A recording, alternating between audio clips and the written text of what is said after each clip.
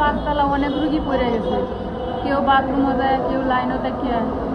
হ্যাঁ ছুটি হয়ে গেছে, পরে বাইরে নির পরে সে অজ্ঞান হয়ে গেছে।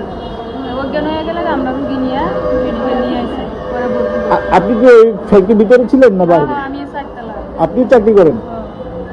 আপনারা কি শুনেছেন, ঘটনাটা কি ছিল ফ্যাক্টরির ভিতরে? ঘটনাটা বলতে এটাই লোক কেউ যা বাথরুমে পড়ে জায়গা, কেউ লাইন থেকে এমনিতেই অজ্ঞান হয়ে পড়ে জায়গা, কে থেকে যায় এটা তো আর আমরা বুঝতে পারি না।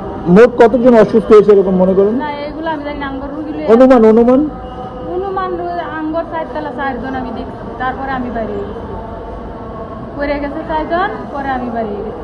কেউ কি মারা গিয়েছে এরকম কিছু শুনছেন? না না, আমি মনে করেন 3:45 থেকে শুরু হয়েছে, হ্যাঁ তারপরে তো মনে করেন যার জীবন যায় বাঁচাতে পারে। আমরা তো আরো অসুস্থ, আমরা তো আগেই বার করে দিচ্ছি সিকিউরিটি, আপনারা অসুস্থ আপনারা আগে যান। কি ছিলেন, কারণটা কি ছিল?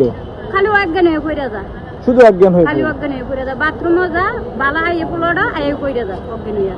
বাথরুম থেকে এসেই পড়ে যায়? হ্যাঁ বাথরুমতে আইসেই পড়ে যা। বাথরুমে কি কোনো সমস্যা ছিল কিনা? না না, তাও তো বলতে পারি না। আপনি কতদিন চাকরি করেন ওখানে? আমার 5 বছর হইতাছে চাকরি। কোন সেকশনে কাজ করেন? 4 তলা, 4 তলা। মেশিনের 1B। আপনার পরিচিত কেউ অসুস্থ হয়েছে? হ্যাঁ কে কে?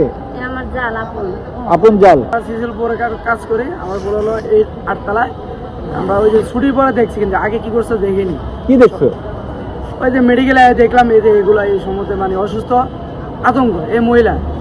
কতজনের মতো অসুস্থ হয়েছে এটা তো সঠিক বলা যায় না। অনুমান?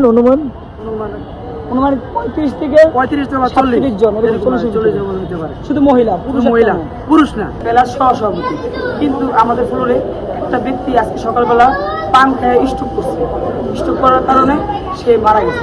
মারা গেছে, মারা যাওয়ার পরে এই ওয়ার্কাররা ভাই বোনেরা পানিতে কোনো সমস্যা নাই, ফ্যাক্টরিতে কোনো সমস্যা নাই, কিন্তু সমস্যা একটাই, মানুষের মনের ভিতরে একটু আতঙ্কটা বলতে কি, আমার ফ্যাক্টরিতে সমস্যা থাকতো আমি মালিককে এটাই বলতাম যে আমার ফ্যাক্টরির সমস্যা। কি কেন বলতে পারতেছি না, আমার ছেলে একটু পড়ে নাই, শুধু মেয়েরা।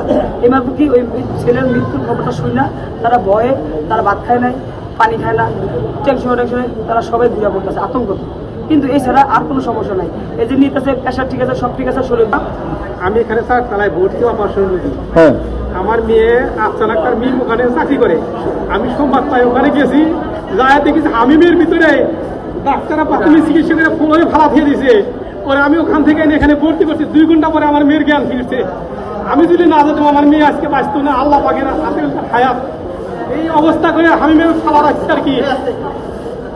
আপনারা সাংবাদিক মানুষ উপর লেভেলে জানায় না, আমি গরিব মানুষ কিছু বলার আমার কাছে নাই। হয়েছিল কি, ঘটনাটা হয়েছিল? ওনাদের ফলের ভিতরে মানুষ একাই ঘুরে ঘুরে পড়ছে। করার পরে মানুষ খালি একজনের একজন সাহায্য করবো, সাহায্য না করে তার কোনো খবর নেই। প্রাথমিক চিকিৎসার জন্য ডাক্তার রাখছে, ওদের ডাক্তার রাখছে না ছাগল রাখছে, আমরা এটাই বুঝতে পারলাম না।